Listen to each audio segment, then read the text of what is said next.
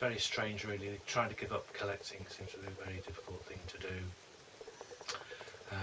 But when things sort of just kind of seem to be meant to be, then you have to go with it to a certain extent. So I've got a few Neil Young LPs to show you,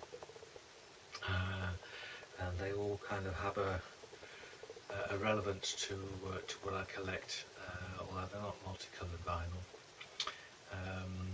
So the first one to show you is, I've shown you these before.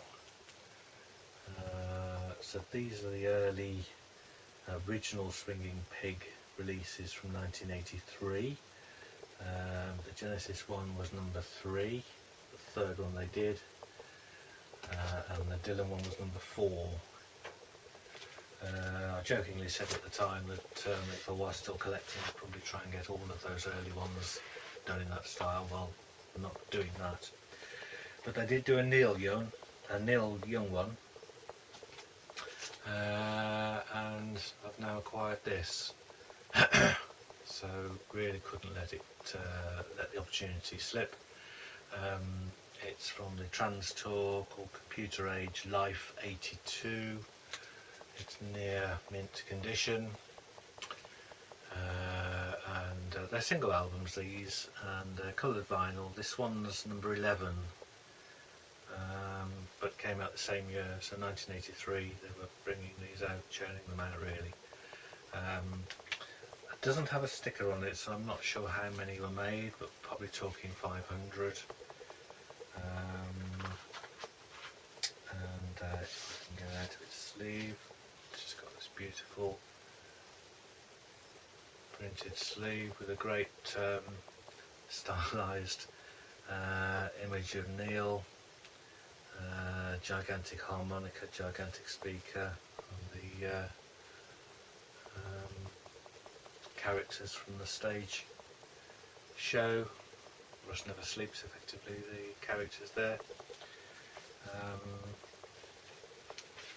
The vinyl is, as you'd expect, orangey red vinyl, printed labels, and it's got the track listings on it. One side's 25 minutes and the other one's 27 minutes long on a single side, so you've got an hour virtually of music there. So yeah, it's a fantastic thing which you don't see very often. I mean, I've been to countless record fairs in my time, I've never seen that, but I was aware of it, but anyway, I've got a lovely copy of it. Next thing to show you is so I showed this when I was going through my Neil bootlegs previously. This is the beautiful Swedish gatefold double album. This is Stockholm 82 from the Trans Tour, and what fell into my lap yesterday, in fact, was this, which is the Gothenburg. So again, beautiful Swedish deluxe gatefold sleeve, as mint as you could want. Fantastic inner sleeve, fantastic inner spread, and yeah. So they've got the pair. My understanding is that these were recorded by Mr. Crystal Cat himself, and at least the Gothenburg was subsequently lost or stolen or destroyed, and so I believe that that one in particular, but maybe both of them in fact, are now quite sought after from the point of view of the recording itself was lost, but they managed to get them pressed and these brilliant double albums. So that again was a great thing for me to get. That is just black vinyl, but still important, I think, for me to have that in my collection. Okay, so now I also showed you this, which was the classic Rubber Dubber. I'm happy that Joel came down. They did it as a double album from LA Music Centre, February '71. Well, it's been churned out numerous times on other labels, and I have had different versions. Well, again, a couple of things came to me yesterday that I thought I would have. So the first one is this Young Man's Fancy live on Sugar Mountain. This is Contraband Music, CBM, their release. Pretty much the same time as Rubber Dubber brought theirs out. They even replicated the picture and added another one in the same kind of dark black and white style. So it's a printed deluxe sleeve. And it's a bit worse for wear, but it's 50 years old, getting on for. Probably it actually is 50 years old. And the vinyl is beautiful blue vinyl. Yellow printed labels with the CBM logo and also the track listings. So as a rare early original bootleg, don't know about rare, but a really nice early bootleg. It's really nice to have. Again, the vinyl's pretty warm by the looks of things, but it must have been played by whoever owned this. And it's called Micro Groove, so they must have had very tight grooves to get it all on one LP. An extra nearly uncoloured vinyl bootleg and an early one. And I also got this. So this is the trademark of quality version of the same recording. They again did it as a single album, so you got all of the tracks on this album. This is beautiful original green sleeve in undamaged condition, unmarked condition.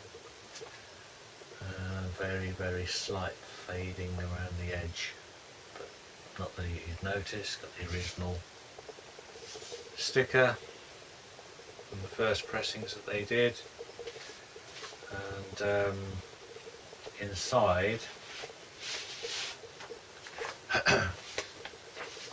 there's a catalogue, TNQ catalogue, which includes this title on it,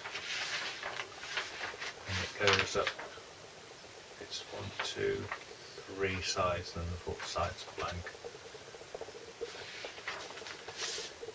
This is the version with the Made in Holland labels, so they did this to try and throw the feds off the scent, but it's also beautiful purple vinyl. So you've still got the TMQ pig logo on there, side 1 and side 2, and also they put Made in Holland. So beautiful purple vinyl. So really gorgeous thing to have. And I had a version of that pressing ages ago, but as I say, that was something that came to me yesterday. And basically what happened is we visited some friends, and my mate said, oh, there's a record shop in town, if you want to check it out. And I said, well, I'm not collecting anymore, so we could be doing it while the women are buying clothes, shall we say. So that's what we did, and it turned out to be one of those great old style record shops, full of quality second-hand, rare and not it's a rare, but records rock all sorts of genres, and sensibly priced, very sensibly priced, and in amongst those were a few sort of old school bootlegs, really nice original Who, Close to Mary Jane, TMQ coloured vinyl, pressing that got in mint condition. So just get chatting to the guy, and it was one of those scenarios where you say, "Oh, you collect bootlegs, do you?" I said, "Yes." He said, I should have said I did. And he said, "Oh, what artists?" And I went through, and as soon as I mentioned Neil Young, he said, "Oh, hang on a second." And then he goes downstairs, disappears for about 10 minutes, literally then came up with a box with about 50, 60 old original Neil Young bootlegs. And so we had a good browse through those, and these are basically what was selected from there. Very sensible prices. And it was like the olden days. I used to go to a record shop in Stoke-on-Trent, I think Burslem, and obviously there was the bookshop in Manchester. There was a few dotted around where you'd go in and you'd just have to get to know the chap and ask the right question, and then from under the counter or from in the basement he would appear with this box of bootlegs, and it's like going back about 40 years in time.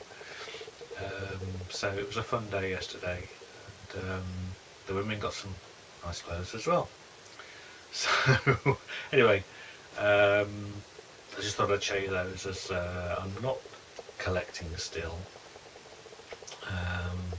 but they fit in nicely before the stuff is all sold. I would say that it's becoming very difficult to stop, because there's another Floyd Oakland 77 coming out in beautiful splatter vinyl, triple, which is going to be very hard to resist. And I think in December there is now scheduled to be a Zeppelin box from Landover, Maryland 77 again,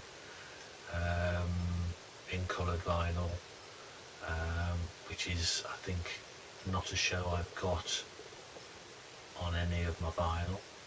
So that again is going to be a difficult one to just watch it come and go.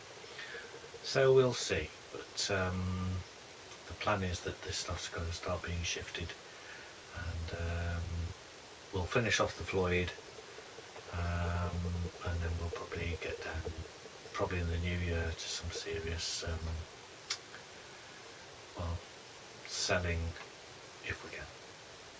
So thanks for watching, and I hope you found that was slightly interesting on the Neils, but you know, we've got the Floyds to look at. Those box sets are really nice, some of them.